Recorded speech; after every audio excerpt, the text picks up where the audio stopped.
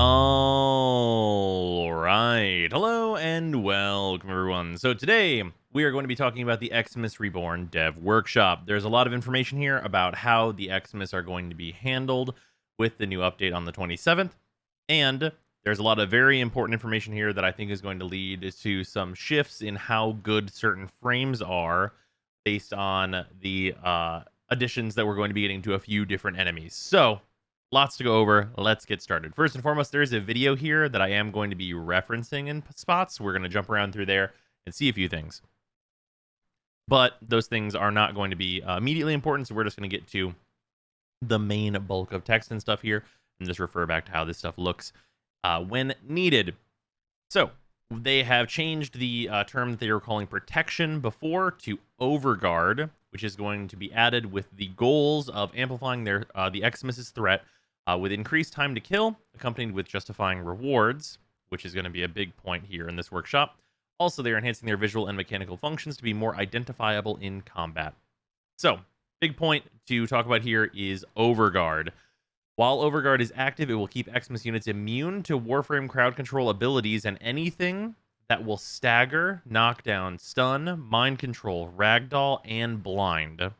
Additionally, Overguard enemies will be unaffected by radiation, and you can only put 4 cold status effects on them at one time. Not that I think that's going to matter very much.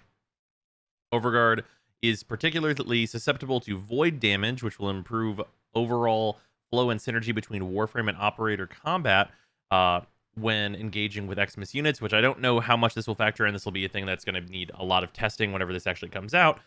But supposedly this will encourage you to engage with them more interactively as opposed to easily overpowering them with abilities alone. It should shift the focus of fighting EXIMUS units to using a mixture of weapons and teamwork and makes EXIMUS units to feel like more of a true threat to Warframes, which is interesting. Now, this is what the Overguard is going to look like. It's basically this additional bar over top of what the enemies get. The thing about this that I'm not going to go through and just like read all this the good business about is basically that this is going to be a standardized amount of additional health added on to all types of EXIMUS. That's not going to be different from EXIMUS to EXIMUS. It's going to be basically one standard bit, which matters because that's going to make a lot of the usually weaker types of enemies much stronger because they're going to be getting the same amount as like a heavy gunner, even if they're like a butcher or a lancer. With that, hounds can steal some of the Overguard and they can copy auras. Not that that's going to matter because hounds are obviously bad, but we have a list of abilities that are going to matter here and be affected with Overguard.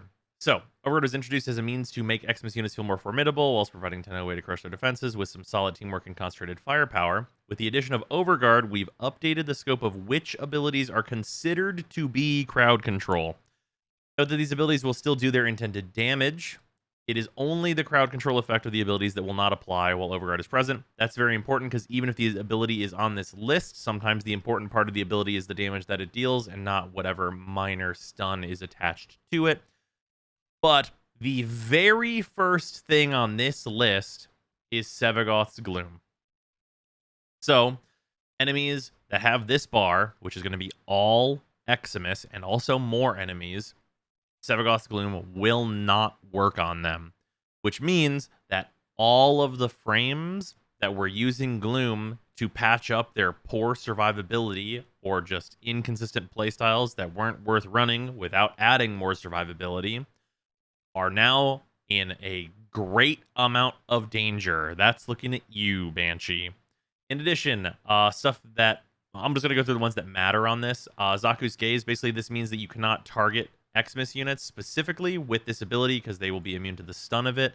So you will not be able to like lock them down and have that AoE come off of them. So that doesn't matter too much, but it will limit your targets with this. Garuda's Seeking Talons, the small stun from this is no longer going to work. That is pretty rough for Garuda, considering Garuda was using Gloom, and also the Seeking Talons stun combined with that was very, very important for keeping Garuda alive. And that's going to hit Garuda very hard, I think. Mirage's Sleight of Hand and Prism. Sleight of Hand is more for the DPS, and Prism no one uses. That's not going to matter. Korra's Ensnare. This is a big one because Korra's 4 is a ragdoll ability. So they are going to be immune to every type of crowd control that Korra uses. And big important point here that's going to keep coming back is that enemies that are immune to the thing that a Warframe uses to survive are a high enough level, like Steel Path, for example, and are holding a hit scan gun or otherwise weapon that is effective and not like reactable and dodgeable by a person, those enemies are going to be able to look at you and evaporate you at appropriate levels. And those appropriate levels are going to usually be Steel Path, as you can survive a few shots in the like normal levels of stuff pretty much as any frame. But if you're looking at Steel Path and survivability and the viability of frames in those areas, these enemies are going to be a considerable threat to Warframes that rely on crowd control, which is not a particularly small number of frames. Moving on, we have Volt's Discharge. It's actually a bit unclear whether or not this is going to mean that the enemies cannot be turned into like the electrical pylons that like have all the damage happen, or if they just won't be in the stun state from that.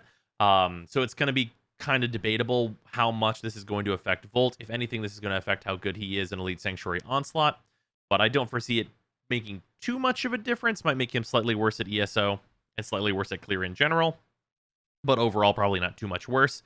Baruch's Lull, Baruch doesn't care about this. You will punch them. Harrow's Condemn. There are a few frames, including like Zaku, that were using this as a crowd control and shield generation ability. And I think in general, frames like Zaku will still be fine, but Zaku was using Condemn to help them stay alive because relying on just their ability to dodge was not super great. Do I think this is going to be a considerable decrease in your survivability? Probably realistically, no. And realistically, probably your 2 as Zaku is going to be able to take down the Overguard of these enemies, and it's not going to be a big problem. But there is some potential concern there with frames that were using Condemn. Condemn and Gloom, both very popular options to add survivability to frames that absolutely need it. Excalibur's Radial Blind. Obviously, they're immune to the blind part of this, just as from above, but there is a slight stun attached to this that they are going to be immune to. Ivara's Sleep Arrows, which, you know, makes sense. This is going to make it so that Ivara doing, like, setups to get focus is way, way worse, so that's unfortunate. But usually that's probably not going to matter, and hopefully there are going to be some better ways to get focus going forward. Revenant's Reeve. I've seen some people freaking out about this. This is not going to affect the damage portion of Reeve, as far as we know currently. As far as we know right now, this will affect like the stun or like the light CC that this ability does to enemies. But it'll be interesting to see whether or not Overguard is considered to be like an additional 100% of HP for like a total of like 200% quote unquote on enemies, where if you reeve through them, it'll deal a percent of the Overguard as opposed to considering Overguard as part of the 100%. So that's kind of an interesting thing to consider with Reeve on how much Overguard is of the whole of an enemy, or if it's giving them kind of an over percent so that they can't be killed as easily by percentile damage, which could be a nerf to Reeve. In terms of Mesmer Skin, this is not nerfing the defensive nature of Mesmer Skin. It just means that the reflect back CC will not work on those enemies. So Revenant's not going to have any more trouble surviving against these enemies, if anyone was worried about that. Desiccation, Sun, Sea Snares. This is the big one. Limbo's Rift and Cataclysm. Eximus abilities will now ignore Limbo's Rift. However, any other types of damage from Eximus will still be avoided. So, this means multiple things. You cannot put Eximus into the Rift. And also, the Eximus can cast their abilities outside the Rift, where they are safe, and kill you. So, I know that Limbo video just came out, but probably don't play Limbo. Seems bad to be that frame that was already a suboptimal playstyle just in general, and already had trouble with nullifiers in a number of situations. Seems like it's just going to be an absolutely awful time to be Limbo now, so that's rough. A few other things. Banshee's Silence. Banshee's Silence will now negate any active Eximus abilities and prevent any Eximus abilities from being cast while it is active. Guardian Eximus shields and their AoE resistance, toxin clouds from Venomous, and all of that stuff will be disabled. The friendly 90% damage reduction aura from Guardian Eximus and Arctic Eximus slow aura will not be disabled by Silence, though. So the big important thing here is that this actually doesn't matter at all for Banshee, really, because the part that Banshee would care about is that she wants those enemies to be affected by Gloom still. So if you could silence the Overguard off of them, Banshee would be kind of safe from these new enemies, which would help keep her at like the playable level that she's at right now. But what this is actually doing is kind of buffing Ash, because Ash is now going to get the added benefit of using the ability he already wanted to use, which was Banshee's Silence, as his subsume. And now he's also not going to have to deal with the EXIMUS doing any of their AoE abilities around him while he's invisible. So very, very good news for Ash. Not particularly good news for Banshee. Now, let's get to, honestly, the doozy and the one that's quite confusing to me. Overguard, Ancient Healers. Currently, Ancient Healers provide a 90% damage reduction to their allies in range and increased resistance to crowd control abilities. Visually, this is only indicated by a pulsing glow on buffed enemies in range. This is often confusing if you don't already know that the crowd control resistance and damage reduction is being applied from Ancient Healers. Which, sure, that's true. We have changed Ancient Healers to provide allies in range with Overguard that is applied at 9 times their overall health. So this is the same effective health, where they have 90% damage reduction, is the same as adding an additional 9 health bars to them. But instead of the much lighter crowd control resistance that they have now, they are going to receive full Overguard. This value simply matches the current level of damage reduction and crowd control resistance provided by Ancient Healers, but with Overguard, it will now provide a clear visual indicator that the enemies are being boosted by their Ancient ally. So here's the thing.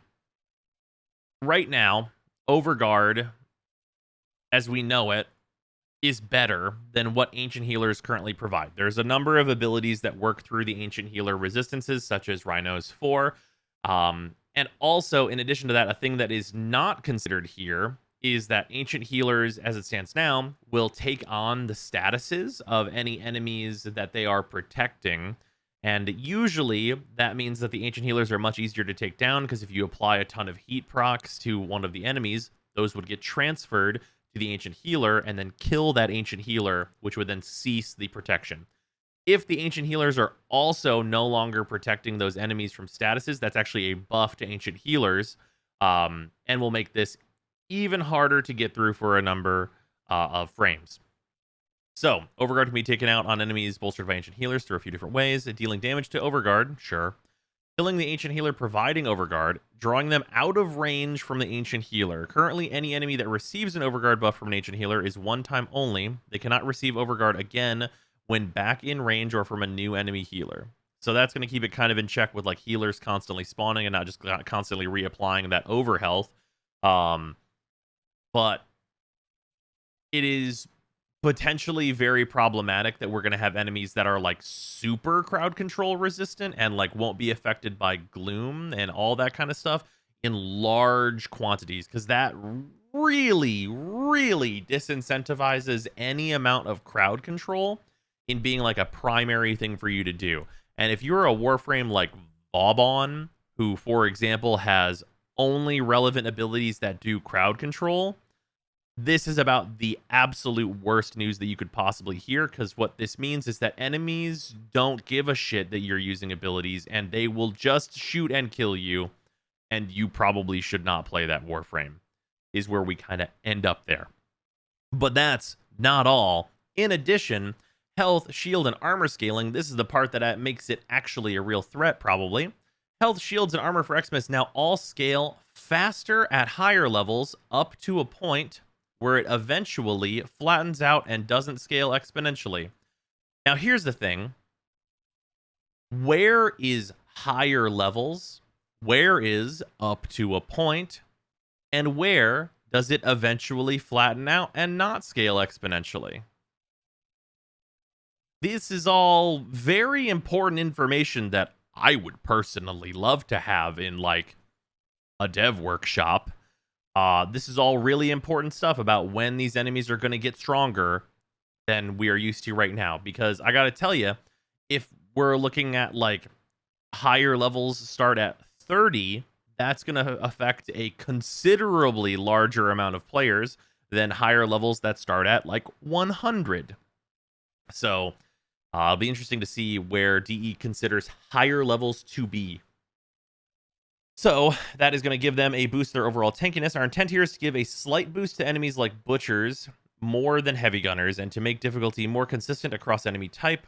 A heavy gunner will still be tougher than a butcher, but the gap between the two will be much closer than if it was affected by a traditional flat multiplier across the board. This should make the difficulty of any given Eximus more consistent, regardless of enemy type. Note that these changes are only for Eximus units. Their regular counterparts will retain the same scaling. As a result, Eximus overall should feel beefier, scale faster at a higher level, and be more consistent across different enemy types. Still wish I knew where a higher level was, but sure. Now, in terms of visual and mechanical enhancements, this is going to be a part where we go and look at the video whenever we're talking about these things, and I can talk about each individual one and how I think it's going to go. But Arcwing Eximus, this stuff is not being added to Arcwing. Don't worry, Arcwing is not getting even worse in its standalone gameplay. Thank goodness. We should be on the precipice of removing that, which is a thing they've mentioned before. So that definitely did not need to be a more miserable experience for just base Arcwing missions. Also, with this, a bunch more of the Eximus are going to be vulnerable to the Mercy functionality. So that's, fine and good.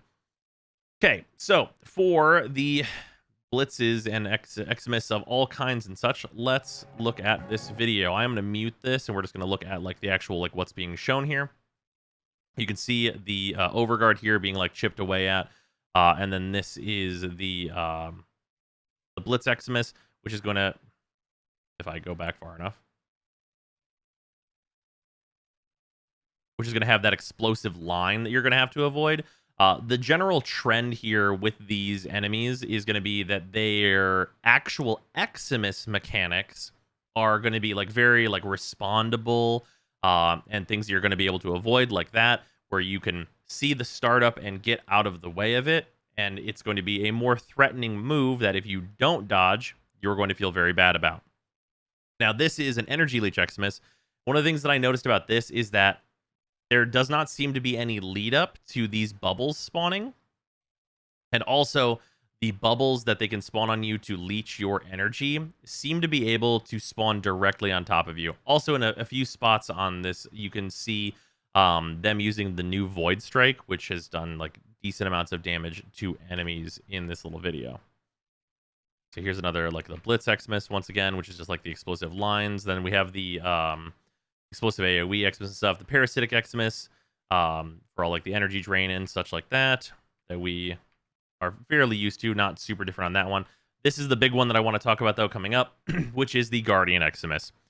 So this is very, very threatening, and I really wonder when these are going to show up to fight players, because if you introduce these too early, I think that these will be just new player assassins, where they will just show up and absolutely obliterate new players.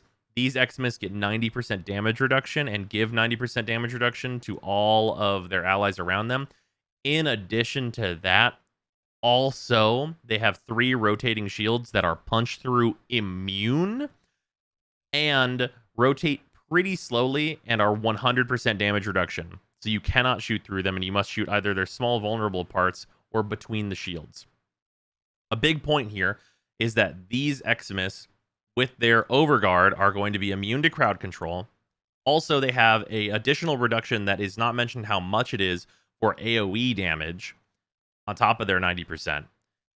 And they have these big shields. So if you are a squishy Warframe of some description, these guys are probably just going to be able to walk around a corner and just mow you down, just absolutely gun you down in the streets, and not give a shit unless you immediately eliminate them with an incredibly high damage weapon. And some of that is going to bank on their shield wall not directly facing you, or you being able to just scope in and zoom in, or be close enough that you can get into the opening of a shield, or shoot at the very tip of their head that you can barely see over their shield if you happen to be at a small height advantage. So yeah, these guys seem like they are going to be hugely problematic, and probably the main issue for the frames that rely mostly on crowd control in order to stay alive. Seems like it's going to be a big problem. And as you can see, you can just see the amount of over health that they're getting there is pretty considerable. Like multiple Vectis shots, some to the dome, is nothing to sneeze at, even though this is probably not like an optimally built Vectis or whatnot. Also here you can see the Void Strike doing like 120k damage there, just shooting him. That's not the benefit because the Overguard is what takes more damage from your operator. But that is, you can see Void Strike just shooting a regular guy if you're curious what the damage boost is looking like. Although more testing is going to need when it actually launches. But yeah, there's also this like new like bioelectricity guys. I think this is also going to be maybe not like a late game player killer, but early game if these guys are going to show up. These like electric balls, a big problem that new players can have is that electric procs are extremely volatile, and it's really, really easy for like 1 or 2 electric procs to instantly kill a new player because they don't have the ability to exit out into their operator and stuff like that, and also don't have access to healing. So it's very, very simple for an electric proc to just absolutely obliterate them. So I do have some worries about these EXIMUS perhaps showing up too early in the star chart and really giving new players a real hell of a time. It'll be interesting to see if like that's like the actual case here, as they do need to get pretty close, and like, you know, just don't be there is always a strategy. But yeah, whenever those like orbs come out and start dealing damage, it does make me worried for the new players, because like it is not going to be uncommon if that has any kind of like a decent status chance. And you can see there it's not 100% because Korra got hit and did not get procced on, but it is definitely a worry for me. This is a new big fire wave, which you can entirely avoid just by dodging towards it. But yeah, from what we're seeing here, just like using, you can see like the tomb finger and stuff, and like what the damage is looking like. And this is just on a level 80 EXIMUS.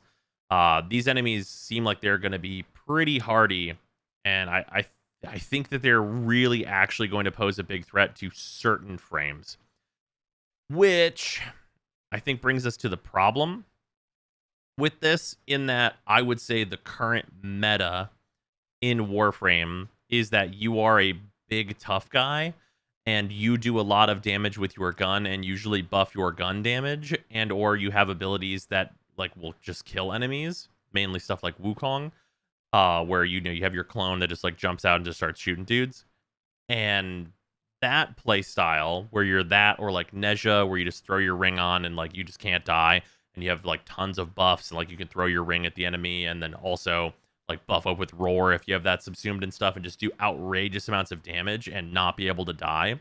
That playstyle, which I would say is highly incentivized as it stands already, becomes even more incentivized than it was already. And the playstyles that really lose out in the addition of this Overguard mechanic are the playstyles that use crowd control, which are by and large the ones that need the most help. Frames like Vauban, Banshee, Garuda, all these frames that use a lot of crowd control to stay alive. The number one thing that you need to do in order to do something else is not fucking die. If you can't not die, then whatever else the frame does not matter. So having these enemies just, you know, be able to just like walk in, ignore all the things that you do, and just shoot you once or twice with their hit scan weapons, I think has a huge potential to feel really, really bad for the people that like those frames. Do I think that every frame is going to have trouble with it? Absolutely not. I think that like most of like the best frames as it stands now are going to continue their run of being like the best frames. But I think if you were enjoying that, like now you can use Gloom on Banshee and have a good old time and play some Banshee, I think you may be having a rough time. Also, at the beginning of this clip, a thing that you can see is that the energy drain or energy leech EXIMUS, they can just drop this bubble right on top of you with no tell at all. And I don't know if it energy drains whenever it's done, so like you could dodge on reaction. But a thing that I have noticed is that this is a ground effect, and if you're ADS, it seems like you will not be able to see that fast enough to like respond to it. So that might be a bit of a sour point, though it is much, much better than the energy leech of like, you know, what we have right now, which is just enemy in zone, you have no energy now. So it might still not be fantastic if that's the experience always, is just, oh, it's just dropped right on top of me. But you can see like the direct following energy leech is like off center, so it doesn't have like perfect accuracy or anything like that. And from the animation, I would guess that it won't drain from you until that last like burst in. So probably overall will be pretty easy to stay out of the way of. And if you keep moving, it seems like you're probably going to be fine too. So yeah, that's like pretty much what's going on with the EXIMUS changes. I have quite a few worries for some frames going into this. In addition, there will be a few other changes. This is the rewards for killing these EXIMUS. So, to accompany the increased threat from EXIMUS units, we've further boosted the affinity gained from killing them by 200%. This does say plus 200%, so this should be 300% total affinity, which is fine. But, on top of that, additionally, EXIMUS units now drop credits and endo at an increased rate. And I gotta tell you, we come back to that question of how much is this actually? What level? How many credits? How much endo? At what rate? How much better? Like, what are we talking about here? Because I think if these EXIMUS units are going to present like the threat that it seems like they're going to do in terms of an increase, like if we were looking at this and you told me, well, every EXIMUS unit you kill drops 100 endo and 1,000 credits, then I think that I feel pretty good about that, right? If every single EXIMUS I kill is going to at least drop 1,000 credits and 100 endo, I think that that feels really solid. But like this super vague, like kind of like nothing talk feels really weird whenever we have like a lot of other, grand specifics here. So I'm hoping that like talking about it in this way isn't just a way to be like, they technically drop 5% and like they have a 5% boosted chance to drop endo whenever they die, as opposed to a very regular normal enemy. Like that would be basically nothing. So that's a weird bit. Other considerations, these are just like very random things just to talk about here. The wardens in rescue missions are not getting any of these buffs. That stuff's all remaining the same. Also, death squads are basically getting cut in half in terms of the amount of EXIMUS that are going to show up. And also, there will be 50% less EXIMUS in EXIMUS stronghold sortie conditions. This makes sense because, just cutting in half the amount of EXIMUS that you're going to see in terms of the areas where you would see the absolute most of them, I think that it would generally be pretty miserable to be a frame that has any kind of a crowd control centric thing in an EXIMUS stronghold as we know them right now, because like legitimately it would just be like, oh, your powers don't work here, the mission, and you just have to play something else, which feels pretty bad, but that might already kind of be the case. But yeah, that's gonna do it for the EXIMUS rework.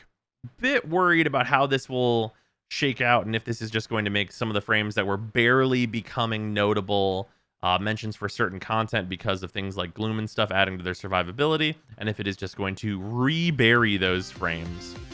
But yeah, that's gonna do it, and I will see you guys tomorrow.